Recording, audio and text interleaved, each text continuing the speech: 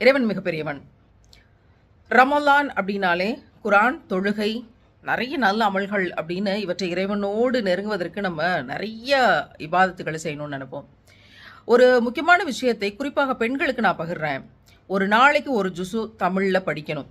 இந்த ஒரு ஜுசுல என்ன இருக்கு, அல்லாஹ் என்ன சொல்லியிருக்கிறான் அப்படின்னு விளங்கி, அதுல நமக்கு மனசுக்கு ரொம்ப கவர்ந்த விஷயங்களை ஒரு நோட்டு போட்டு குறிப்படுத்தி வச்சுக்கணும்.